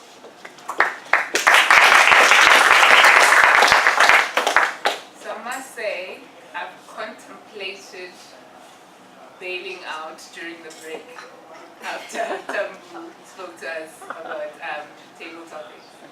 So for me, I think children should definitely take pets to school. It will give them an idea of what we have to deal with as parents, which is responsibility and having to take care of this child and focus at the same time. Look at this child and make sure that they do what you ask them to do and still gain the education that they're there for. So if you guys have seen me throughout the day, I'm talking to her while I'm paying attention, and it is not easy. She was crying at some point, and I had to make it work. So I think it will help them with the responsibility of taking care of the pet while they are learning. So that's why I think they should take pets to school. Okay. Firstly, I'm an owner of a dog. A dog, I believe, requires a lot of attention. It requires love. It requires you to constantly be giving it attention. A school is a place where it requires a certain level of attention and focus. Myself as an adult and a person who has gone to university, I probably would concentrate just for 15 minutes into a lecture. I can't imagine a child at school. I mean, even at school, I was on Ritalin because I couldn't concentrate for a long time. I can't imagine having a child take a dog to school and a needy dog requiring an attention of a child. How would they be able to concentrate? So I just feel like it defeats the purpose of the child going to school because it wouldn't be able to concentrate and get that education at the same time.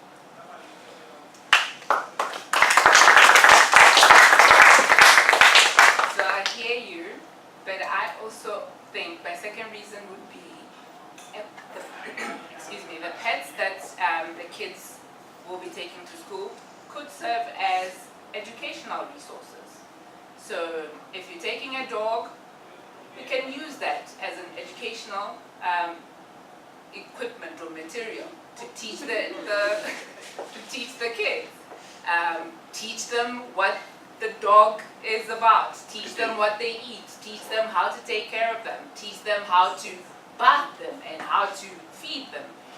If you're taking a Alligator. spider, or if you're taking a spider, you teach them what a spider does, and you teach them to be careful not to touch spiders because they're dangerous. If you take a snake, it will be a great idea. Take a snake so that they learn and they see how dangerous a snake is. So they will serve as a purpose to educate the kids. Sure, I can agree with that. However, we take more than one subject besides just biology when we go to school. There are 6 more other subjects such as maths, Zulu, whatever other language whatever other subject besides just biology. So that would only work with a subject if they do attend a biology class. Unfortunately, I don't believe if they were in a mathematics class that concentration, that it will work. You understand what I'm saying? Like We can even in science, even if they had to go to a class of science, they need a certain level of concentration. And like I said, that will only just apply if they were in a biology lecture or class. Thank you.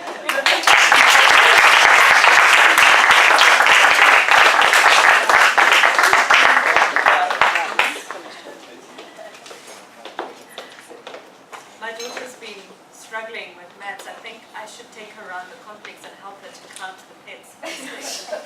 The toes and the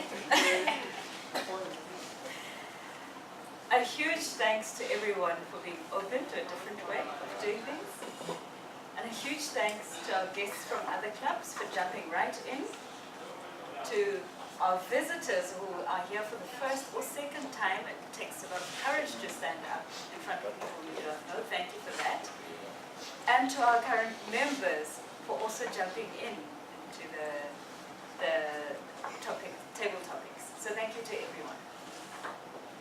Madam Timekeeper, are you ready with our times? I know today has been a little bit tricky because you've had to add them up. That's fine. Oh, what? Oh, you Did can I- just give us the I'm just going to, separate okay, minutes. thank you, sorry, I didn't add them. Martin 56, then Dave 52, back to Martin 105, Dave 45. I'd walk down than him. Rick 102, Judith 50, Rick 106, Judith 53. Andrea and Leon, Andrea 59, Leon 47. Andrea 56, Leon 103. Tanya and Benita, Tanya 50, Benita 58. Tanya 41, Benita 53. Jerome and Mandy, Jerome 43, Mandy 58, Jerome 37, Mandy 39. Noli and Tati, sorry if I'm mispronouncing names. Noli 105, Tati 106, Noli 42, Tati 34. Abrina and Toko, Abrina 107, Toko 58, Abrina 101, Toko 43. Thank you, Madam Tan.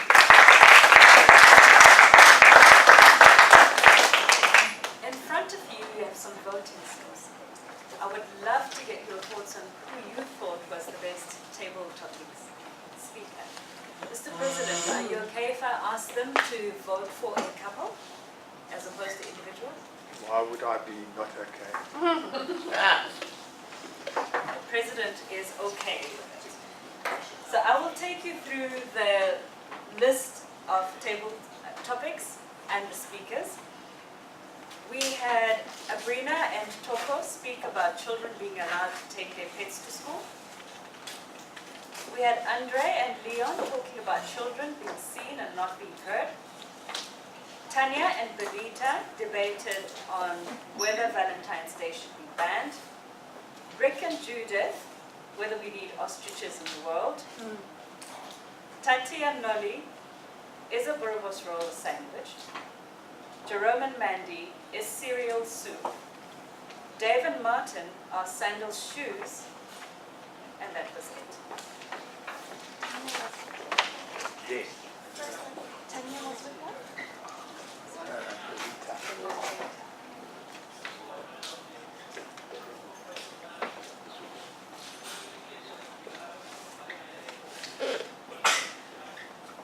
Once you have completed those, you can hand them over to Jerome, who is coming around. That'll be all for me for this morning. I'd love to hand over to the Madam Toastmaster.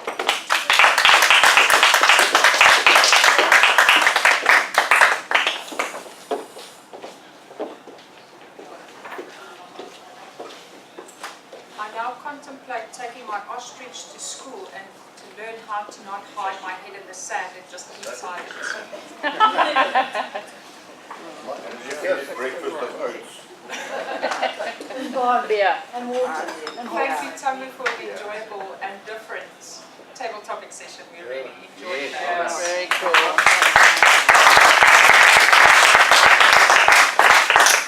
After having heard all the discussions, then I thought of a quote by S. Anya saying, "My voice is my power, my silence is my wisdom."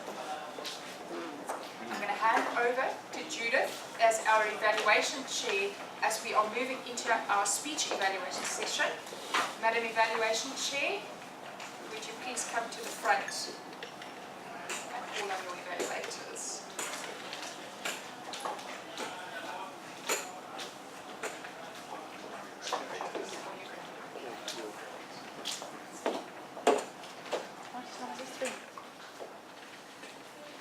Madam Toastmaster, ladies and gentlemen, it's been a very interesting morning with the usual agile innovation for which this club is famous. And it's really great to see such a crowded room with such wonderful attention and participation. I've been contemplating that and thinking it's a breath of fresh air because we've had a couple of sticky sessions recently. So thank you all for being here and for participating. I'm evaluating Harold's speech on identifying leadership styles, his subject. And he spoke extremely well about his experience in becoming an Otis manager, and said that he really didn't want to be a kick-ass, a kick-butt, let's be polite, man. But he found eventually he had to kick butt to get results. And sometimes we do have to kick butt to get results because the butts just don't move. He then said that having got everybody organized, he was able to mold them into the people he wanted them to be. And that molding is what leadership is about.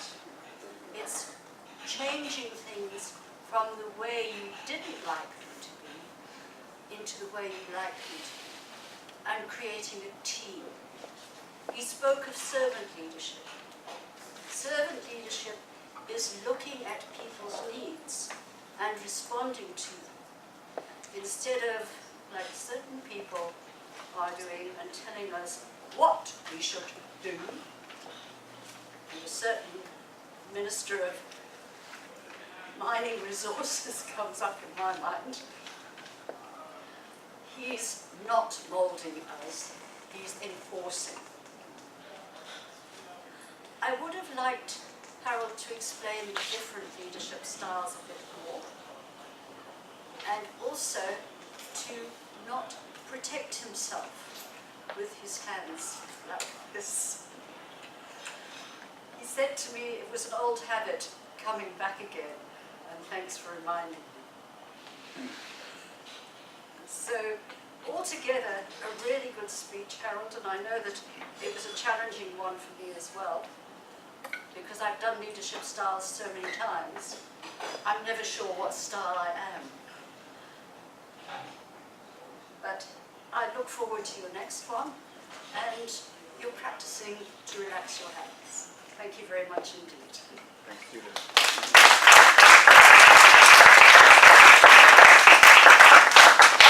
I now call on Harold to do his evaluation of my speech. Kill him, kill him, kill him.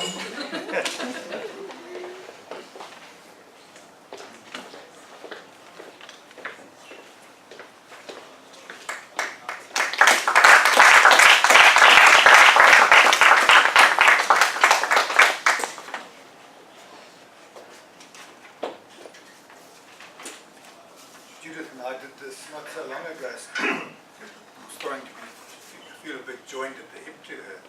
So I wish you'd throw that stick away because it's slowing us both down. Judith, your assignment was to tell a story, and I think you did that very well. And you did it by giving us a series of anecdotes about your wonderland. And I was very impressed with the way you created and developed and actually almost had us in suspense about the different scenarios that you painted for us and the detail that you gave us. And if you think of some of the detail that you mentioned about the pelicans in the wild, the little dog, the Irish terrier, the clip-clop of the horse, and then the sun spiders in the rondavel.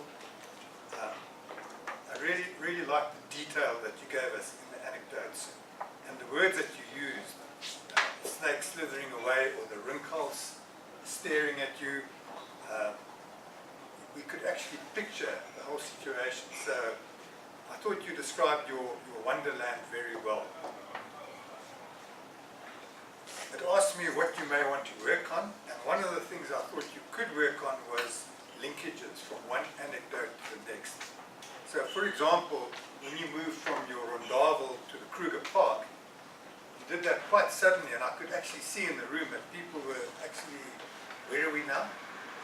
And I think a linkage that says something like, that's not my only wonderland, I also have another wonderland far away in the Kruger Park, would have transported us there a little bit more gently.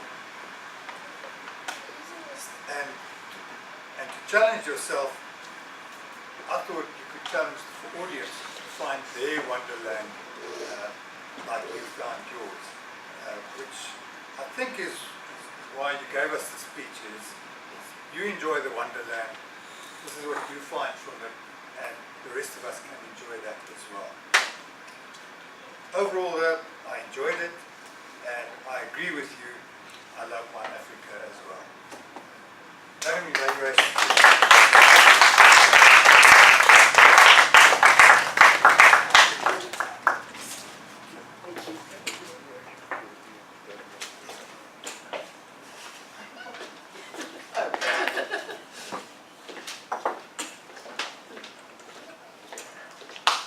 Thank you very much.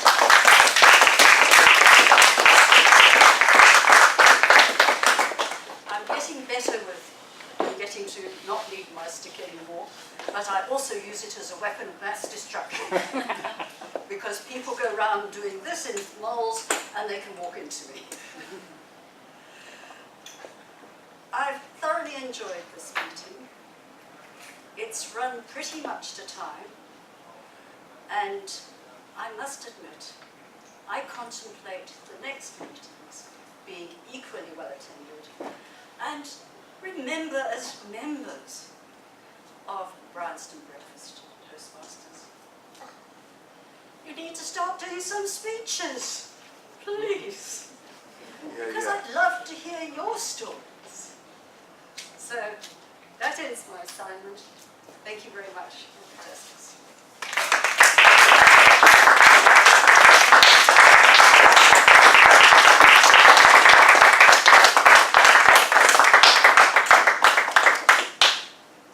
Thank you very much, Judith. Can we have the timekeeper's report for the evaluators, please, Lynn? Sure. Judith spoke for 2 minutes and 15 and Harold for 2 minutes and 11 seconds.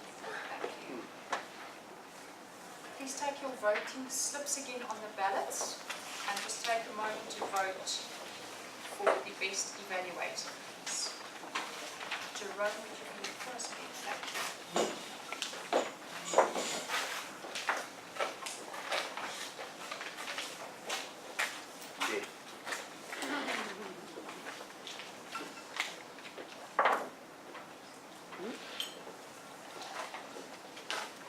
Everybody's voted, then Mandy, I'm going to ask you first, while Jerome is busy, to please give us your archives reports.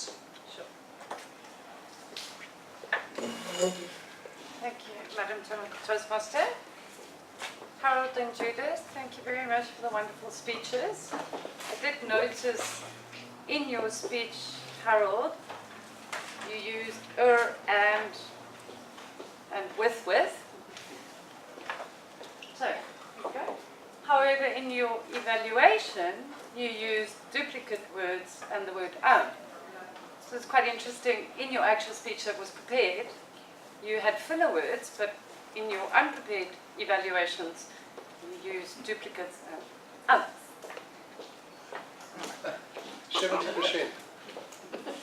Errors was 51 will do. Errors were 51 will do. Judith, at the beginning when you gave your evaluation to explain Harold's speech to us, you used and in your speech I picked up the word because a lot.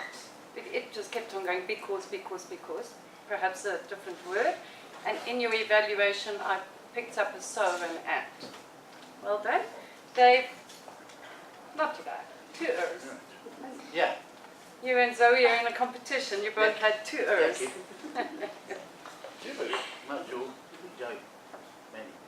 Overall, I think that we had a couple of so's, uns and ers in our unprepared speaking. Didn't really pick anything else up. Thank you. Thank you, Maggie.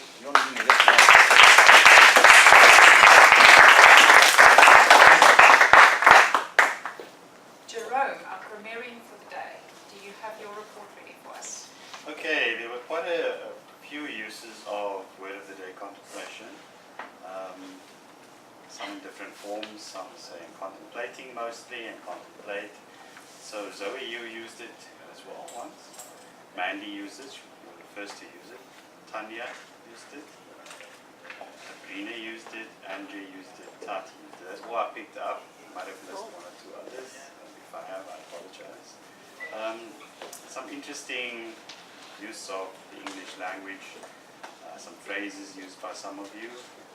One was by Zoe, amongst many others. Noisy as your mind. How noisy has your mind been? Tanya with it becoming a commercial nightmare and the meaning is lost. Judith with, in the storytelling, she mentioned some phrases like rising steam from that flame, stays there happily, and one of the phrases used in the end was that wonder of my wonderland has never ceased. So wonderful use of phrases there.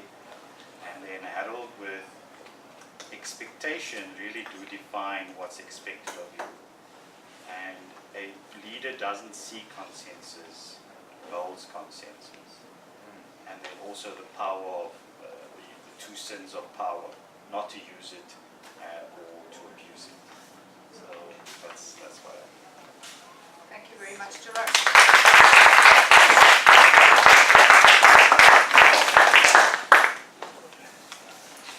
After a very busy meeting, noisy meeting, please just close your eyes, sit back in your chair, and just become silent. Listen. Smell.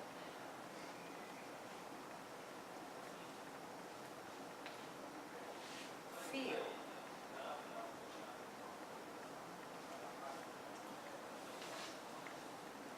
Experience.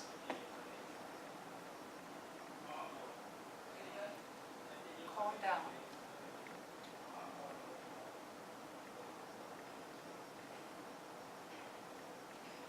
Live.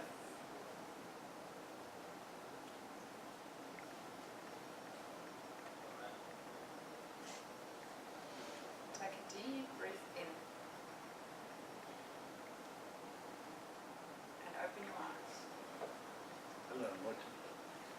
Why silence? What are the benefits of silence? Silence has been found to stimulate our brain growth. In 2013, a study on brain structure and function found that a minimum of 2 hours of silence could result in the creation of new brain cells in the area in our brains linked to learning and recall. Noise affects our stress levels, raising cortisol and adrenaline in our bodies. A study in the Heart Journal in 2006 found silence can relieve tension in just 2 minutes. Silence is more relaxing for your body than listening to music or watching TV, measured by a lowering of blood pressure and an increased blood flow to the brain. Periods of silence throughout your day can enhance sleep and lessen insomnia.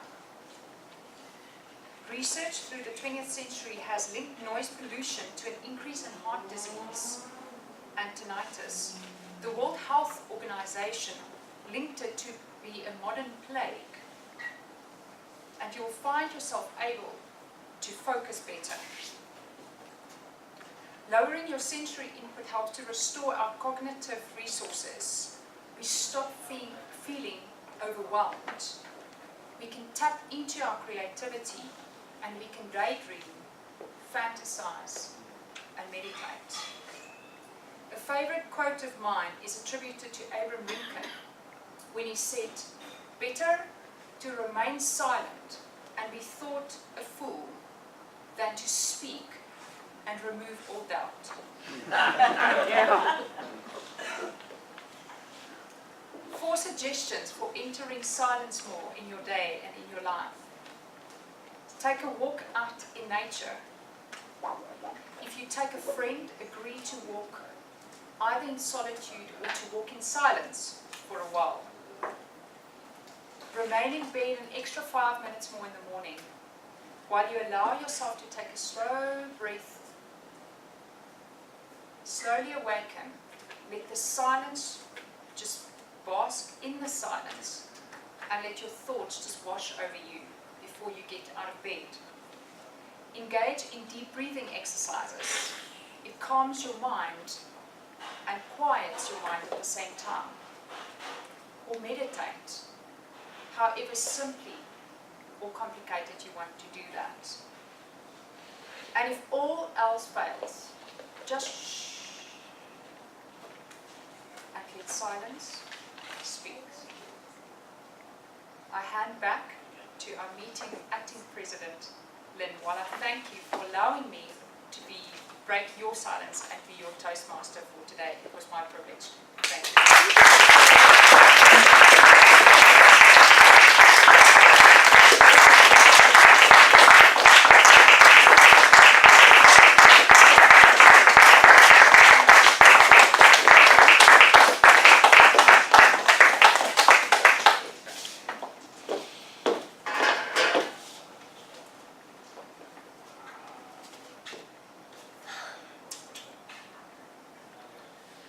Thank you. Always just amazingly valuable, whatever you share with us. Thank you to our speakers, Judith and Harold, our debating teams, our guests from Afar, Centurion and P. Before we do the awards, just admin, on a point. Anybody like to share anything in particular? Yes, thank you. Some of the people over here, not met little Dave yet. He travels around with old Dave and myself, visiting various Toastmaster clubs, and to prove that always we've got his passport with us. It's a genuine passport. You're welcome to look at it. And this is his third passport so far, and it's almost completed. So we're very proud of little Dave, and little Dave visiting the clubs. And before we leave, I'd like you as president and the BPE just to sign that we were here together with little Dave. Thank you. Got nothing to do with me. Well, he's young. As visitors from the far north, we'd like to say thank you for the hospitality, the warm welcome, and the quality of the meeting and the talks and the speeches. Thank you very much.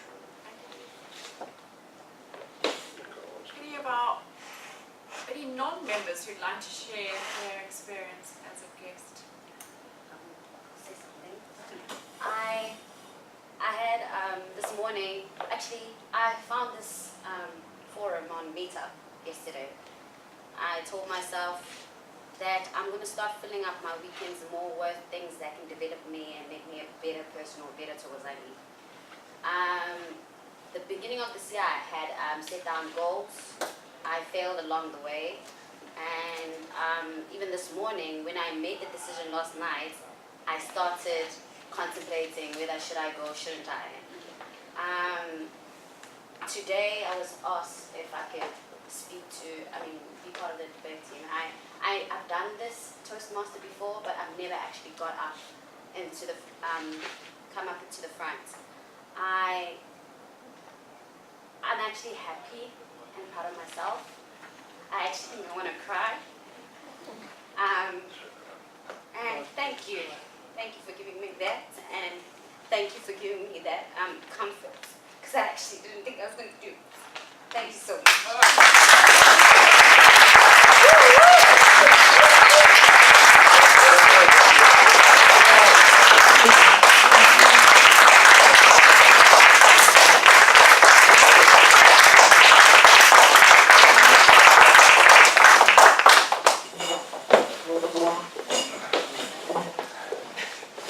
Anybody want to follow that?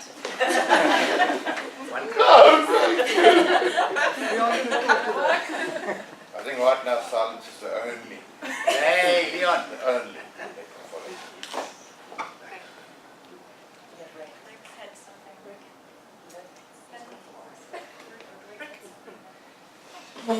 Yeah, sorry to destroy the atmosphere with some admin.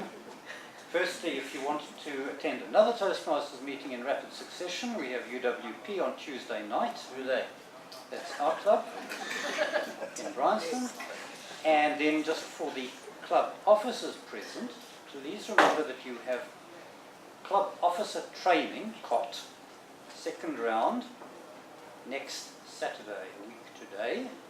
The venue is moving apparently to KPMG because they suddenly decided to renovate PwC. So be aware of that, please, and please make sure that you've got at least 4 club officers on the training so that you can get that DCP, Distinguished Club Program, goal. Thank you, Madam Acting President. Thanks, Rick. We do have 4, which is the good news. And just to add to that, it's not only for official or current club officers, for anybody who may have an interest in a role, any one of the roles, please come along and just hang out with people from other clubs and see what it's about. There's obviously no pressure, no commitment if you come. But Thanks. remember the promise that you made to step up to the plate and be a club officer when called, so you never know when it could happen.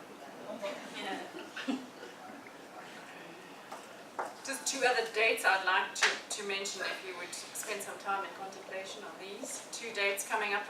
Our club contest is happening on the 23rd of March and our 100th meeting is happening on the 27th of April, and Johan is very kindly chairing that day, so make a note of those. Right, on to the awards. Best evaluator of the day. May I have a drum roll?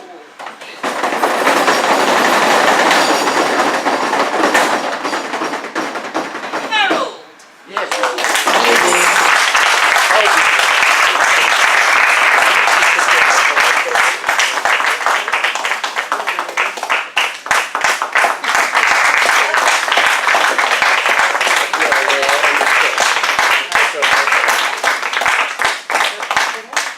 So many things.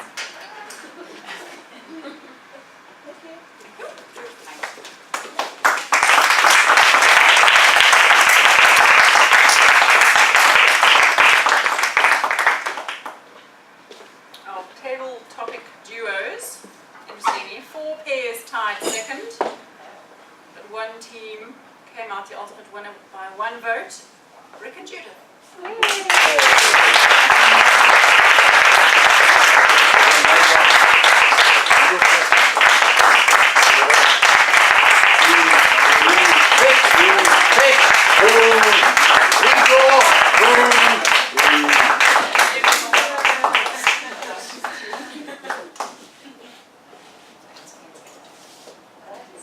We need a recount.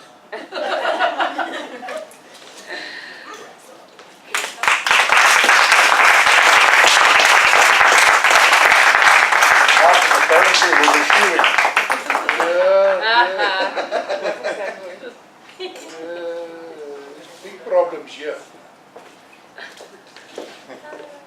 Drum roll for our guest speaker,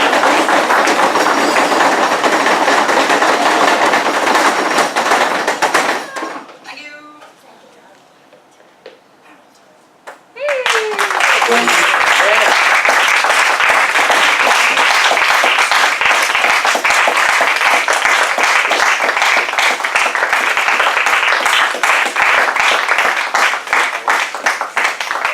I was going to say that.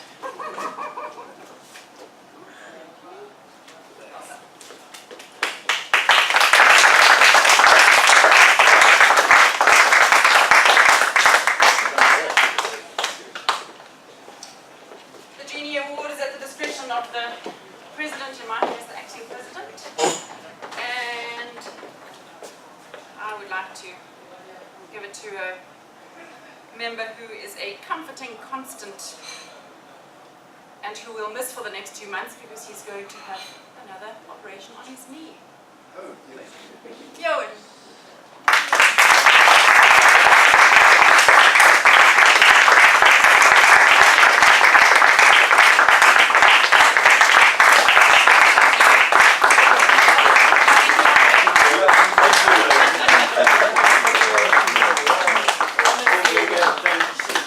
Thank you, Lynn.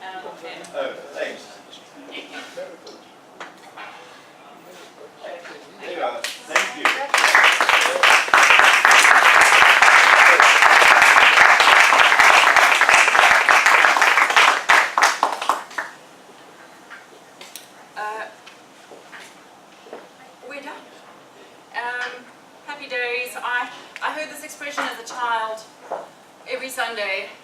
closing, having attended church with my parents, and it says, "Go in peace to love and serve the world."